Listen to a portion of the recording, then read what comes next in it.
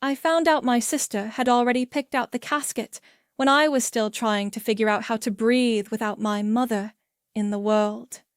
My name is Deborah, and 3 days after Mom died, I walked into Fletcher's funeral home, expecting to help plan her service. Instead, I found Evangeline sitting behind the director's desk like she owned the place, flipping through flower arrangements with the confidence of someone who'd never doubted her right to make every decision. "Oh, good! You're here!" she said without looking up. "I was just telling Mr. Fletcher that we'll go with the mahogany casket and the rose spray. Mom always loved roses." Mom hated roses.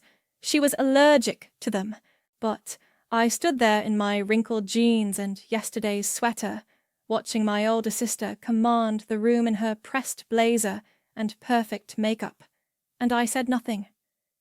"The service is set for Thursday at 11, Evangeline continued, sliding a pamphlet across the table. "I've already contacted the church and booked the reception hall. 200 people, buffet style. I figured you could handle the photo board since you're artistic." The way she said artistic made it sound like a character flaw. "When did you have time to arrange all this?" I asked. "Someone had to take charge, Deborah. You know how you get when you're emotional." There it was, the same dismissive tone she'd used our entire lives, the one that made me feel like my feelings were inconvenient weather patterns she had to navigate around. Mr. Fletcher cleared his throat.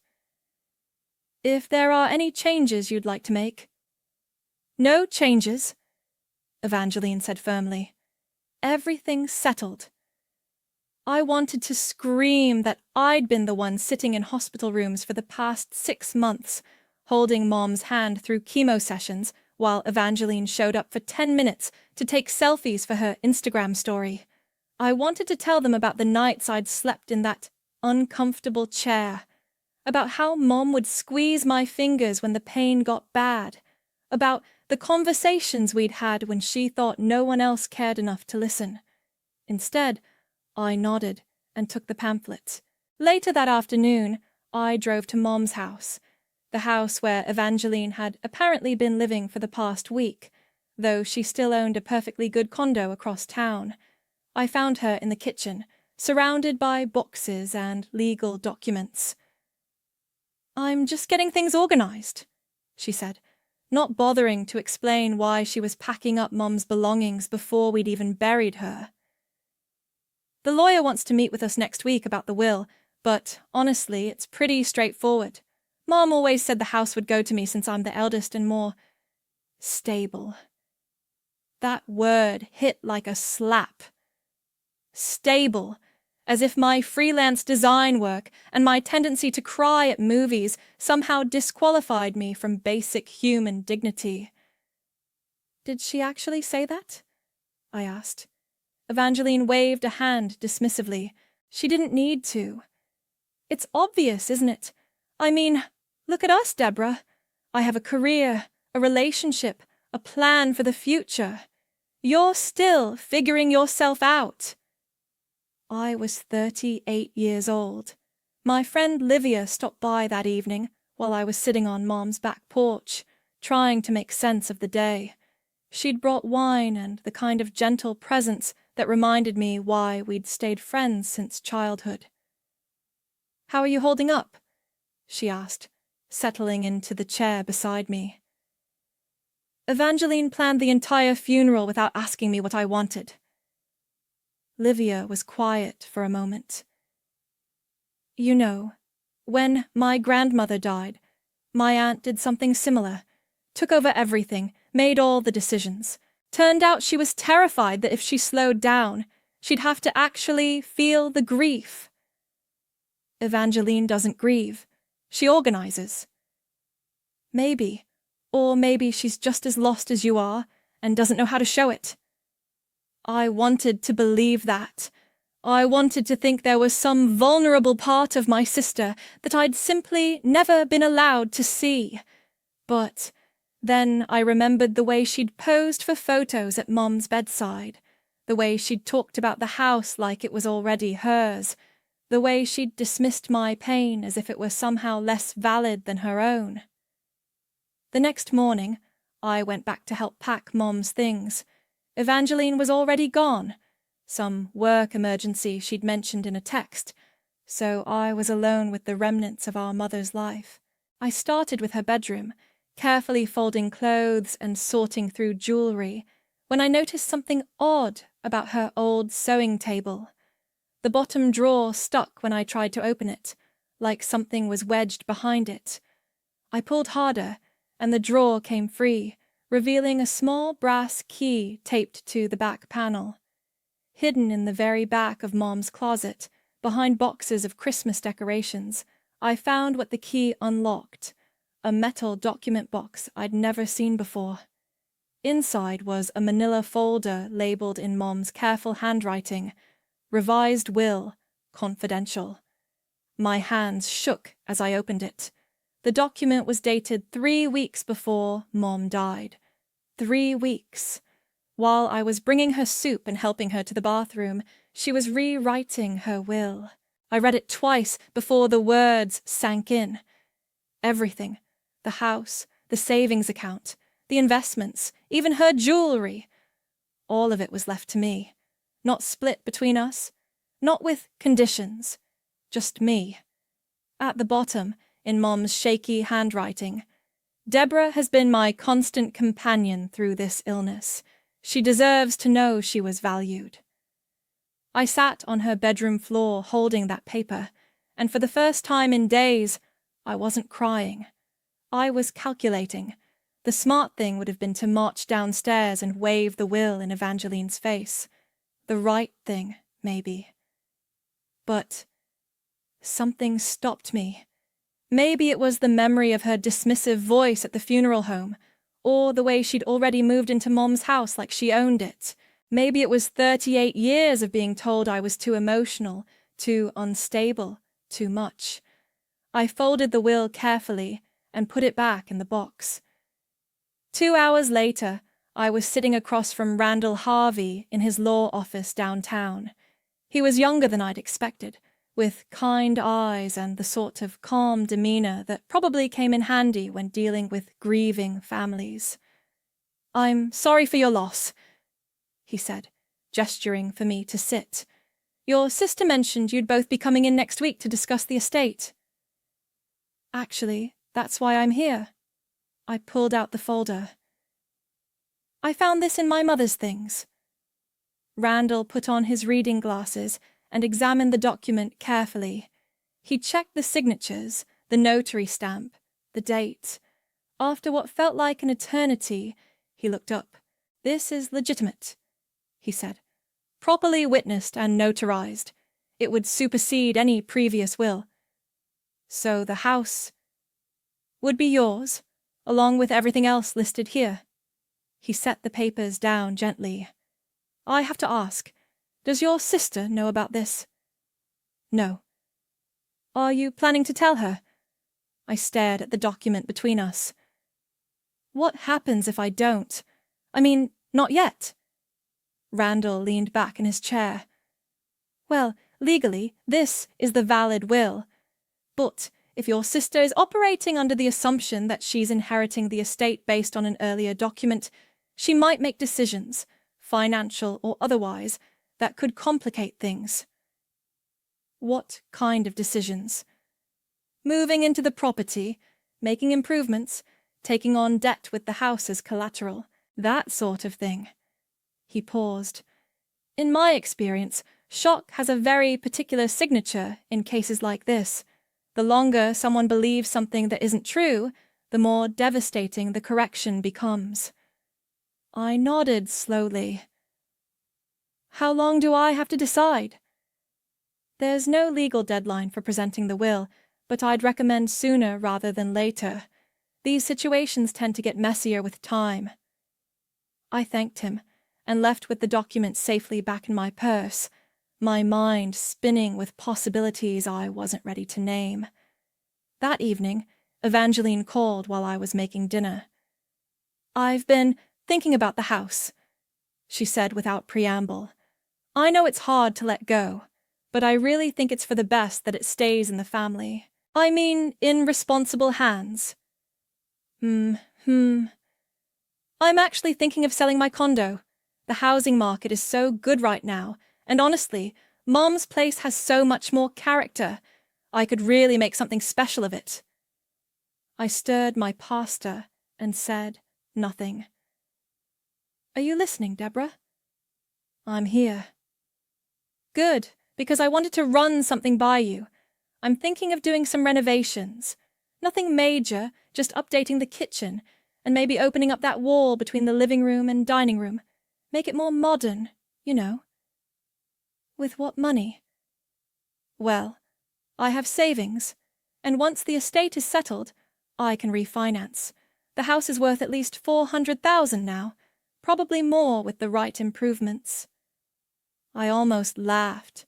She was planning to spend her own money renovating a house that wasn't going to be hers. That sounds like a big project, I said carefully.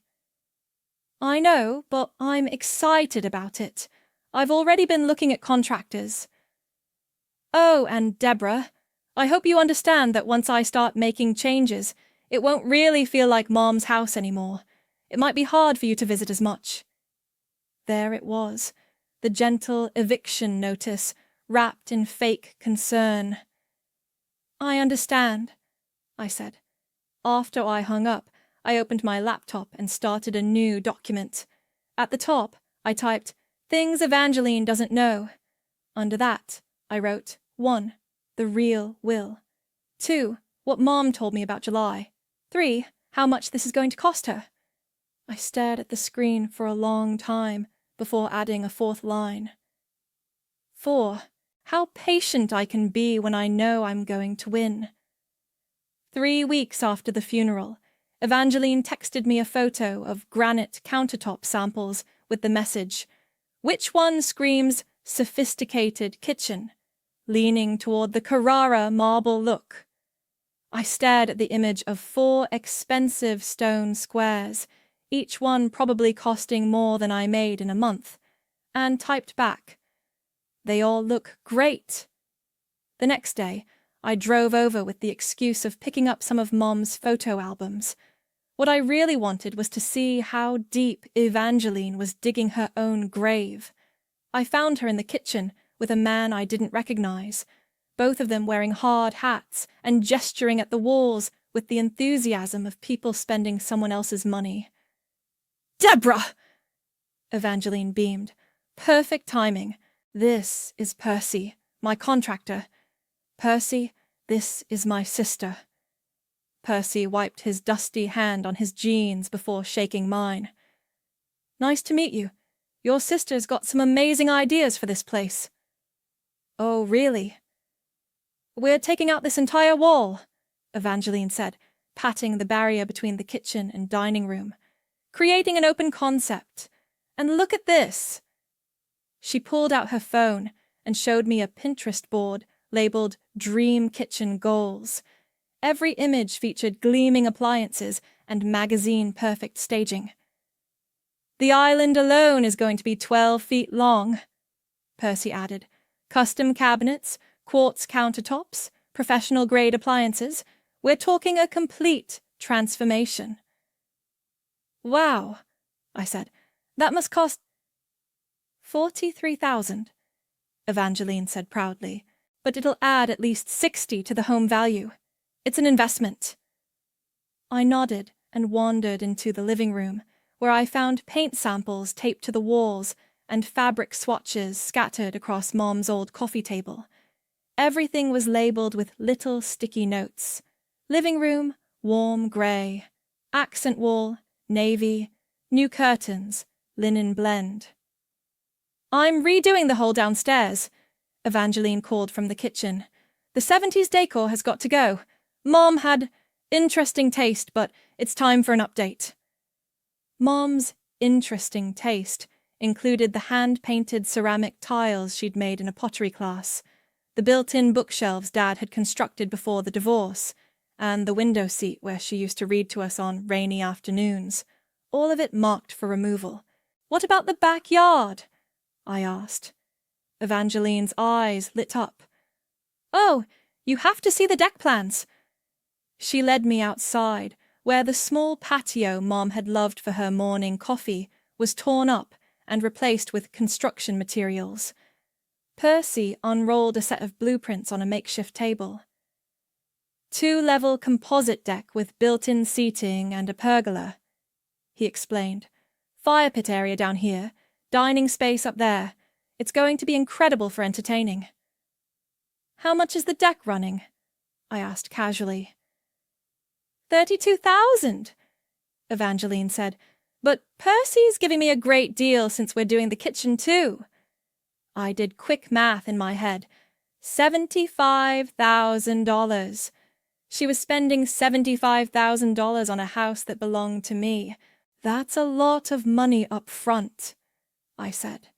Evangeline waved dismissively. "I've got savings, and I'm selling my condo next month. Plus, once the estate is officially settled, I can refinance the mortgage and pull out equity for the upstairs renovations." "Upstairs renovations?" "Master suite expansion, new bathrooms, maybe a home office. I'm thinking another 60 or 70,000, but spread out over the next year." Percy nodded enthusiastically. "Your sister's got vision. This place is going to be a showstopper when we're done." I excused myself to use the bathroom and found myself standing in Mom's bedroom, looking at the empty space where her sewing table used to be. Evangeline had already donated most of Mom's furniture, keeping only a few pieces she deemed worth saving. On the dresser, I noticed something that made my stomach clench. Mom's jewelry box was open, and several pieces were missing, including the pearl necklace Mom had promised me when I turned 12, the one she'd worn in every family photo for 20 years. "Evangeline?" I called out. "Yeah?" "What happened to Mom's pearl necklace? The one with the silver clasp?" There was a pause. "Oh, that old thing? I have it. Mom gave it to me last Christmas, remember?" That was a lie. Mom had been in the hospital last Christmas, barely conscious from the medication, but I didn't argue. "Right," I said. "I forgot." When I came back downstairs, Percy was packing up his blueprints. "We'll start demo on Monday," he told Evangeline. "Should have the kitchen done in 6 weeks. Deck finished by the end of next month." "Perfect. I'm having a housewarming party in August. I want everything photo-ready." After Percy left, Evangeline walked me to my car, chattering about paint colors and appliance brands. As I was getting in, she grabbed my arm. "I know this is hard for you," she said, her voice taking on that fake, gentle tone she used when she wanted to sound caring. "Seeing the house change. But Mom would want it to be beautiful, don't you think? She'd want someone who could really take care of it." I looked at her, standing in the driveway of the house she was systematically erasing, wearing Mom's pearl necklace like a trophy, and I smiled. "You're absolutely right," I said. "She'd definitely want it to go to the right person." The invitation came via Facebook event. "Evangeline's New Beginning, Housewarming Party." The cover photo showed the renovated kitchen in all its granite-countered glory, with Evangeline posing next to the massive island like she was hosting a cooking show. I almost didn't go. But then I realized this might be my last chance to watch her celebrate something that was never hers to begin with. The party was exactly what I'd expected. 50 people I barely knew, all gushing over the amazing transformation while sipping wine from Mom's good crystal. Evangeline had hired a caterer and strung fairy lights across the new deck, turning the backyard into something that belonged in a home and garden magazine. "Deborah!" Livia appeared at my elbow, looking as uncomfortable as I felt. "I wasn't sure you'd come." "Wouldn't miss it," I said. watching Evangeline give a tour to a group of her work friends. How long has this been going on?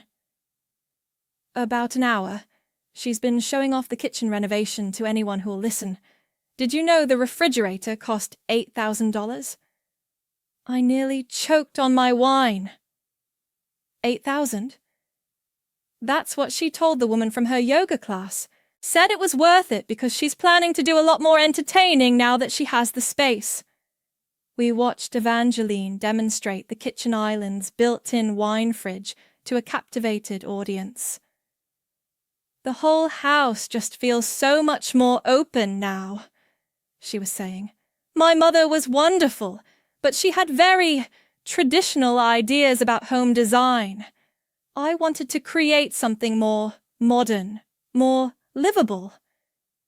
Traditional, as if Mom's careful decorating choices were character flaws that needed correcting. I need some air, I told Livia, and stepped onto the new deck. The transformation was stunning, I had to admit. The old patio where Mom used to sit with her morning crossword had been replaced with a 2-level entertainment space that probably cost more than most people's cars. Built-in seating curved around a fire pit, and the pergola was draped with more of those fairy lights. Beautiful, isn't it?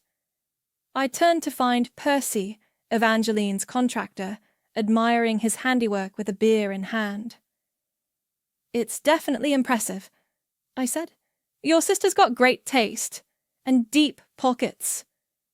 He laughed. Most people do renovations in phases, but she wanted everything done at once. Said she didn't want to live in a construction zone. Must have been expensive. Oh, yeah, but she's not worried about money. Told me she's got another 70 grand lined up for the upstairs work. Master suite expansion, new bathrooms, the works. We're starting that next month. Another 70,000. I did the math. She was planning to spend nearly $150,000 total. That's a lot of debt to take on, I said carefully. Percy shrugged. She's refinancing once the estate stuff is finalized. Says the house is worth way more than the mortgage, so she can pull out equity. Smart lady. I excused myself and went looking for Livia, but found Evangeline instead, holding court in the living room. The best part is how much value I'm adding, she was telling a couple I didn't recognize.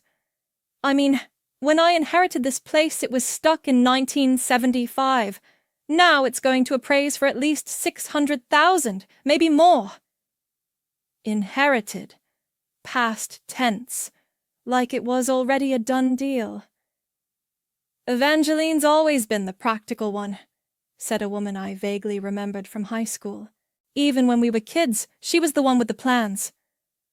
Someone has to be, Evangeline laughed. My sister's more the artistic type. Great with feelings, not so much with finances. There it was again, the casual dismissal wrapped in fake affection. I found Livia on the front porch, scrolling through her phone. I had to get away from the house tour, she said. How many times can you hear about custom cabinet hardware?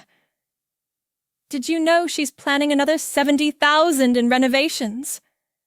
Livia looked up sharply. Seriously? Percy told me.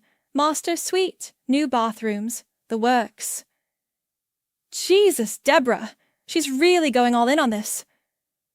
We sat in silence for a moment, watching cars drive past the house that had been in our family for 30 years.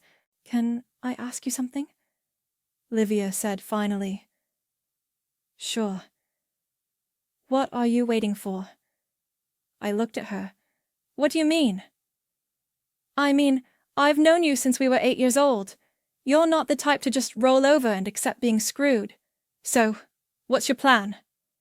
Before I could answer, Evangeline appeared in the doorway. There you are. Come inside. I want to show everyone Mom's jewelry. I'm wearing her favorite necklace tonight. She touched the pearls at her throat, my pearls, and smiled that perfect hostess smile. Actually, I should probably head home, I said, standing up. Oh, don't go yet. I haven't even cut the cake. It's from that bakery downtown, the expensive one. I figured if you're going to celebrate, you might as well do it right. I'm sure it's beautiful, I said. Congratulations on everything, Evangeline. You've really outdone yourself. As I walked to my car, I could hear the party continuing behind me, laughter and conversation floating across the yard that used to be Mom's garden. I pulled out my phone and scrolled to Randall's number. I'd like to schedule that meeting, I texted, as soon as possible. His response came back within minutes. How's Monday at 10? Perfect, I typed back. It's time. Monday morning, I sat across from Randall with the will spread between us like evidence at a crime scene. He'd reviewed everything again, the signatures, the dates, the notary seal. Before we proceed, he said, I need to make sure you understand what this means. Once I contact your sister and schedule a formal reading, there's no going back. This will fundamentally change your family dynamic. It's already changed, I said. She just doesn't know it yet. Fair enough. He leaned back in his chair. I have to ask, any particular reason you waited this long? I thought about the housewarming party, about Evangeline showing off renovations paid for with her own money on a house she'd never legally own, about the pearl necklace around her neck and the casual way she'd erased 30 years of Mom's life. I wanted her to be sure, I said, really, completely sure that she'd won. Randall nodded slowly. In my experience, that level of certainty makes the fall much harder. Good. He made a note in his file. I'll need to schedule a formal meeting with both of you present. Standard procedure for will readings, especially when there are surprises involved. How long do I have before then? I'll call her this afternoon, set something up for later this week. That gives you a few days to prepare yourself emotionally. I left his office and drove to the cemetery where we'd buried Mom 6 weeks earlier. Her headstone was simple granite, with her name and dates, nothing fancy. Evangeline had chosen it, of course, going with the most expensive option in the catalogue. I sat on the grass next to her grave and pulled out a notebook I'd been carrying around for days. Hey, Mom, I said quietly, feeling ridiculous but needing to do this anyway. I found your letter, the one you left with the will. The letter had been tucked behind the document, written in Mom's shaky handwriting during what must have been one of her last good days. Deborah. I know this will come as a shock. I also know Evangeline will be furious, but you were the one who held my hand through the worst of it. You were the one who listened when I needed to talk, who stayed when everyone else had somewhere more important to be. I should have told you while I was alive how much that meant to me. This is my way of saying it now. You deserve to know you were valued. Mom. I'm scared, I admitted to the headstone. Not of Evangeline being angry. I can handle that. I'm scared of what comes after, when the dust settles and we're not sisters anymore. A breeze rustled the trees overhead, and I took it as permission to continue. She stole from you, didn't she? That July when you ended up in the hospital and couldn't figure out why your account was short. You figured it out eventually. I'd found the bank statements in Mom's papers, the ones showing the mysterious withdrawals that had happened while she was too sick to notice. Evangeline had been helping with Mom's finances, and apparently helping herself in the process. I'm going to tell her I know, I said. About the money, about everything. Is that wrong? Am I being vindictive? The wind picked up, scattering leaves across the grass, and I took that as my answer. That evening, Percy texted me a photo of bathroom tile samples with the message, "Your sister wanted me to get your opinion on the master bath renovation. We're starting demo next week." I stared at the image of expensive marble and subway tiles, each sample probably costing more per square foot than my entire bathroom renovation budget. She was still spending money, still planning, still completely oblivious to what was coming. I texted back, "They all look great. She has such good taste." An hour later, Evangeline called. "Did you see Percy's message about the tiles?" I did. "The marble looks expensive." "It is, but it's an investment. I'm thinking of doing the guest bathroom too, while we have the contractors here. Might as well get everything done at once." "Makes sense," I said. "How much is the upstairs work running total?" "About 80,000 now, with the guest bath addition. But I got pre-approved for the refinance, so it's all covered. The house appraised for 620, can you believe it? All that equity just sitting there." Equity in a house she didn't own, secured by renovations she'd paid for herself. It would have been funny if it weren't so devastating. "That's amazing, Evangeline."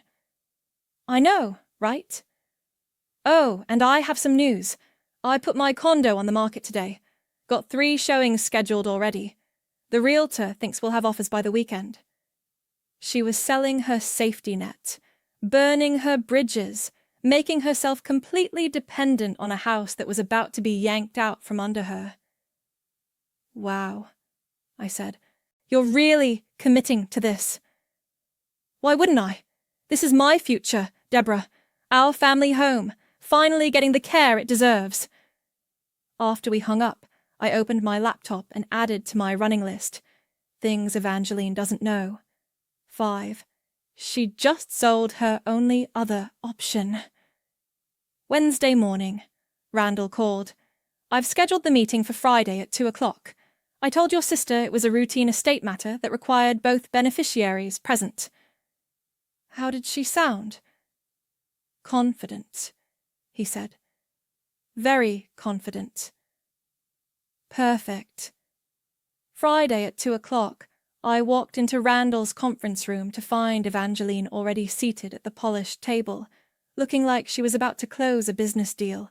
She'd dressed for the occasion, navy blazer, pearl earrings, the confident smile of someone who'd never doubted the outcome.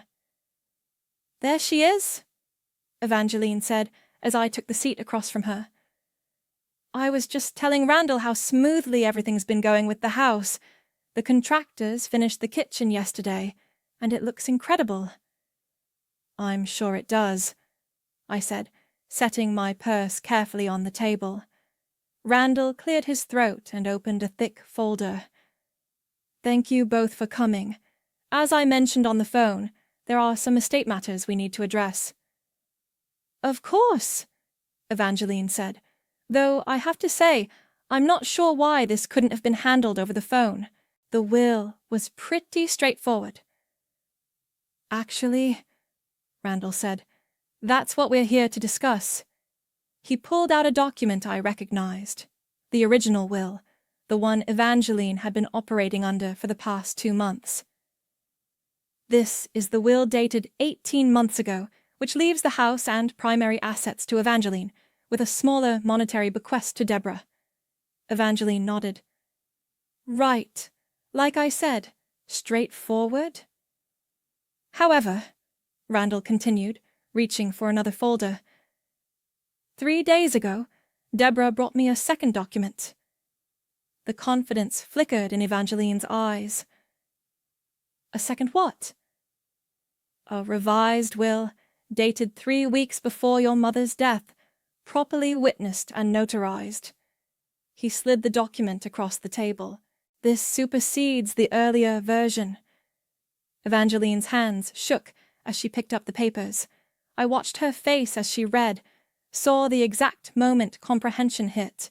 Her mouth opened, then closed, then opened again. This can't be real. I've had it authenticated. Randall said calmly.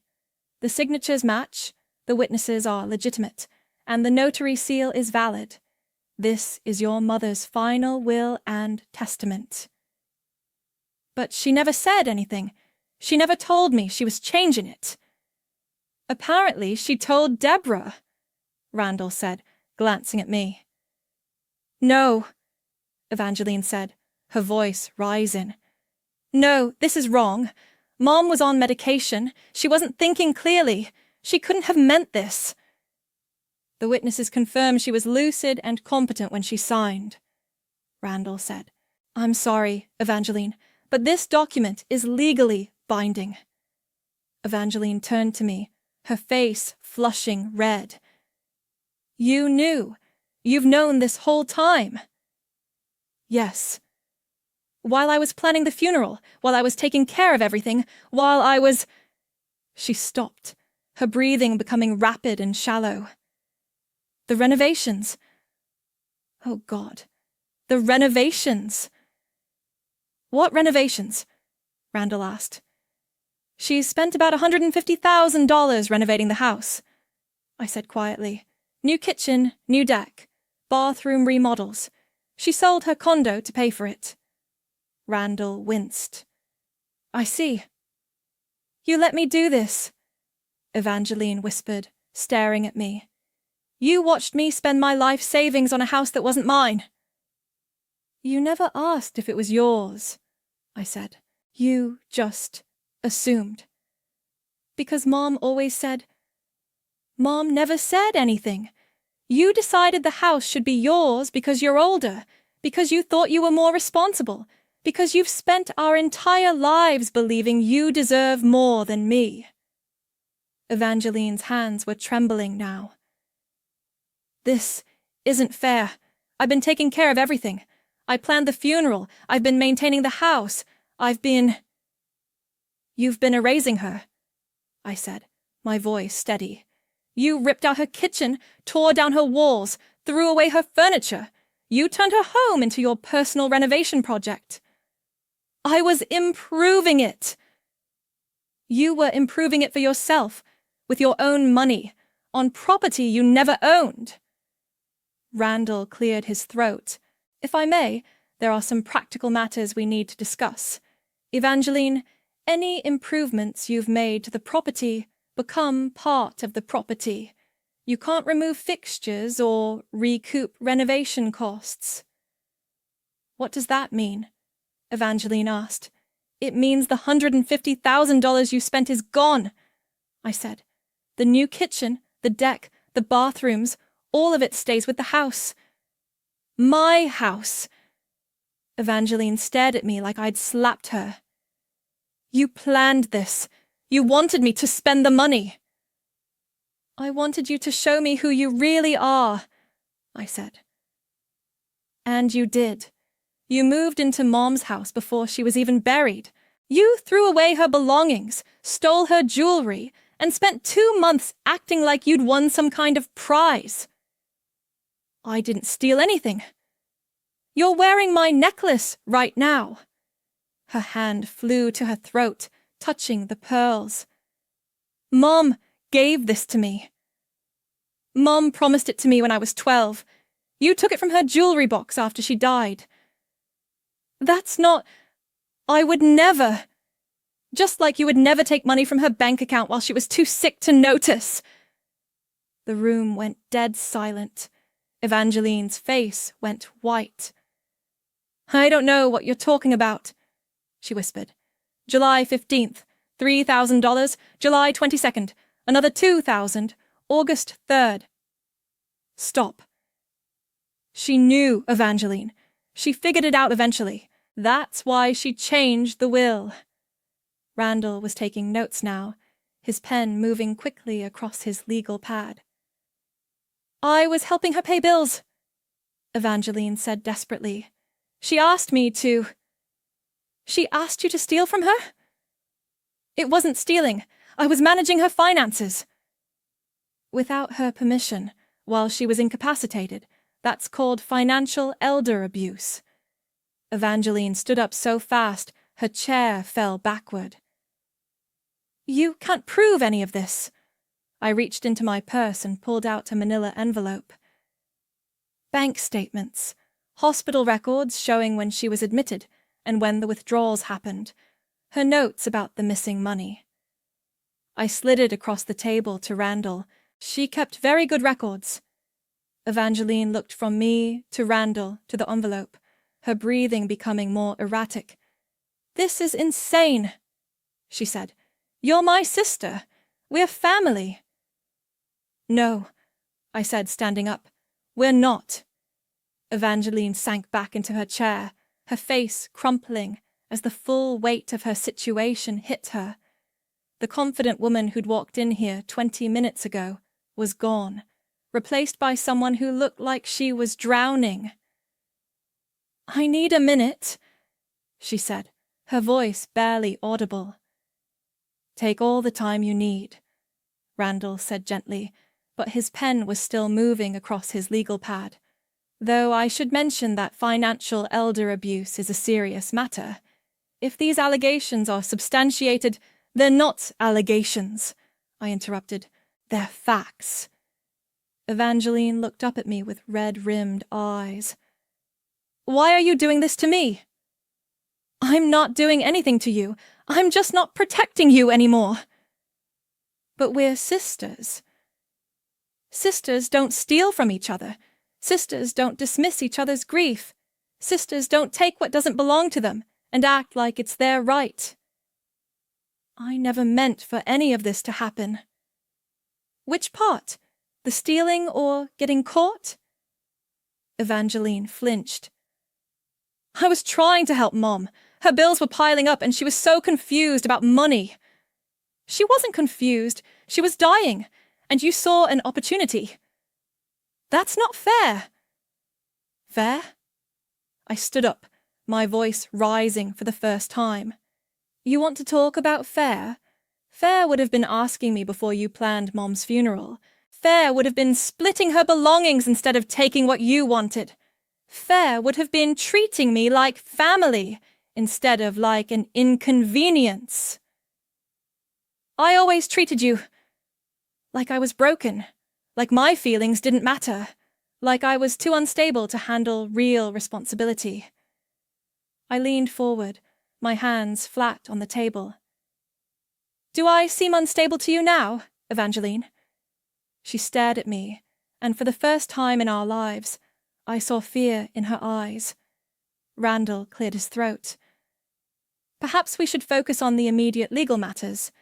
Evangeline, you'll need to vacate the property within 30 days. Any personal belongings you moved in can be removed, but the renovations and improvements remain with the house." 30 days? Evangeline's voice cracked. "But I sold my condo. The closing is next week." "That's unfortunate," Randall said, "but it doesn't change the legal situation." "Where am I supposed to go? I put everything into this house. My savings, my future, everything." "You put everything into a house that was never yours," I said. "That's not my problem." "Please, Deborah, we can work something out. I'll pay you rent, or we can share the house, or—" "No." "But I'm your sister." "My sister wouldn't have stolen from our dying mother." Evangeline broke down completely then, sobbing into her hands while Randall and I sat in uncomfortable silence. When she finally looked up, her makeup was ruined and her perfect composure was gone. "What do you want from me?" she whispered. "I want you to take off my necklace." Her hand went to her throat. "What?"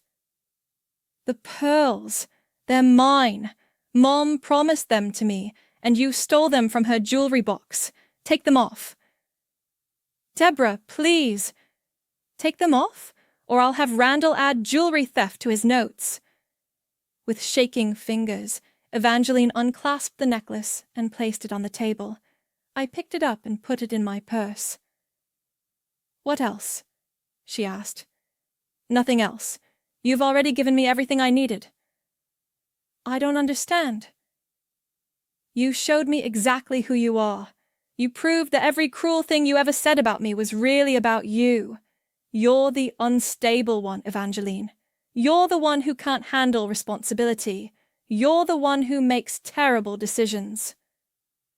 Randall was writing furiously now. I'll need to report the financial irregularities to the appropriate authorities, he said. Elder abuse is a criminal matter. No, Evangeline said desperately. Please, I'll pay it back, every penny. With what money? I asked. You spent your savings on my kitchen. I'll figure something out. I'll get a loan, You'll what? You're unemployed now, remember? You quit your job last month to focus on the house renovations. Evangeline stared at me.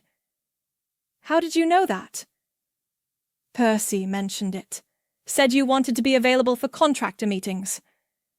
The realization hit her like a physical blow. You've been watching. This whole time you've been watching me destroy my life. I've been watching you destroy yourself. There's a difference. She stood up unsteadily, grabbing her purse with trembling hands. This isn't over. Yes, it is. You think you've won. You'll be alone forever, Deborah. No family, no one who cares about you. Was it worth it? I looked at her, really looked at her, and saw not my sister, but a stranger who'd been wearing my sister's face for 38 years. I've been alone before, I said quietly. It's quieter without you. Evangeline's face crumpled again, but this time she didn't break down. She just nodded, like she finally understood something she'd been refusing to see. I'll be out in 30 days, she said. 29, I corrected. I'm being generous. She walked to the door, then turned back one last time. I really did love Mom, she said. I know, I replied, but you loved yourself more. After she left, Randall and I sat in silence for several minutes. That was brutal, he said finally. It was necessary. Are you going to be okay? I thought about the question, about the empty house waiting for me, about the family that no longer existed. I'm going to be free, I said. The house felt different when I walked through it alone. Not empty, just quiet in a way it hadn't been since before Mom got sick. Evangeline had cleared out her things the week before, leaving behind only the renovations she couldn't take and a forwarding address I didn't plan to use. I found myself standing in the kitchen she'd spent $43,000 perfecting. The granite countertops gleamed under the recessed lighting, and the professional-grade appliances hummed quietly. It was beautiful, I had to admit. It just wasn't Mom. My phone buzzed with a text from Livia. How are you holding up? Come over, I typed back. I need a second opinion on something. She arrived an hour later with a bottle of wine and the careful expression of someone approaching a crime scene. Wow, she said, looking around the transformed kitchen. It's like a magazine spread. That's the problem. We sat at the massive island, the 12-foot custom piece that had cost more than my car, and I poured wine into glasses I'd found in Mom's china cabinet. So, what's the second opinion about? Livia asked. I'm selling it. She nearly choked on her wine. What? But you just got it back. I got it back to prove a point. The point's been made. Deborah, this house is worth $600,000, maybe more with all the work Evangeline did. I know. That's why I'm selling it. Livia set down her glass. I don't understand. This was never about the house. It was about being seen, being valued, being treated like I mattered. I gestured around the gleaming kitchen. Mom saw me. She left me everything because she knew I was the one who stayed. That's all I needed. But the money. Will go to good use. Half to me, half split between 2 cancer research foundations. Mom would like that. Livia was quiet for a moment. What about Evangeline? What about her? Have you heard from her? I pulled out my phone and showed her the text I'd received that morning. I'm staying with a friend until I figure things out. I know you probably don't care, but I'm sorry. About everything. Did you respond? No. Are you going to? I looked at the message again. 3 months ago, an apology from Evangeline would have meant everything to me. Now it felt like too little, delivered far too late. She's not sorry she did it, I said. She's sorry she got caught. Maybe. Or maybe losing everything taught her something. That's not my problem anymore. Livia nodded slowly. So, what's next for you? Before I could answer, there was a knock at the front door. Through the window, I saw a man in a delivery uniform holding a large envelope. Deborah Morris? He asked when I opened the door. That's me. Certified mail. Need you to sign here. I signed for the envelope, recognizing the return address immediately, Randall's law office. Inside was a letter and several official-looking documents. What is it? Livia asked as I read. The district attorney's office reviewed the evidence about the financial abuse. I said, they're not pressing charges. Why not? I kept reading. Evangeline agreed to pay full restitution plus penalties. Apparently she took out a personal loan to cover it. I looked up at Livia. She paid Mom back, with interest. How much? $12,000 total. The original $5,000 she took, plus $7,000 in penalties and interest. Livia whistled. Where did she get that kind of money? I found the answer in Randall's cover letter. She sold her engagement ring and her car. She's working 3 part-time jobs and living in a studio apartment. Jesus! The DA says this counts as making amends. No criminal record, but it's all documented in case she ever tries something like this again. I folded the papers and set them aside. The justice felt hollow somehow, like winning a game I'd stopped wanting to play. You know what the strangest part is? I said. What? I'm not happy. I thought I would be, but I'm not. I'm not sad either, or angry, or guilty. I'm just done.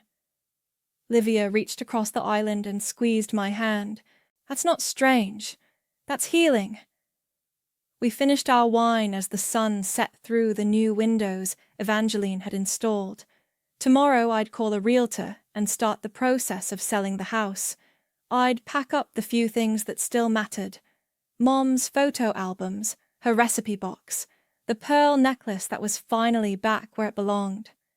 As Livia was leaving, she turned back to me. For what it's worth, I think your mom would be proud of you. For getting revenge? For getting justice. There's a difference. After she left, I walked through the house one more time, turning off lights and locking doors. In Mom's bedroom, my bedroom now, I found the letter she'd left with the will and read it again. You deserve to know you are valued. I folded the letter carefully and put it in my jewelry box next to the pearl necklace. Tomorrow I'd start over somewhere new, carrying only what mattered. I didn't walk away for the money. I walked away because Evangeline finally looked exactly the way I used to feel, invisible. And I was done being invisible.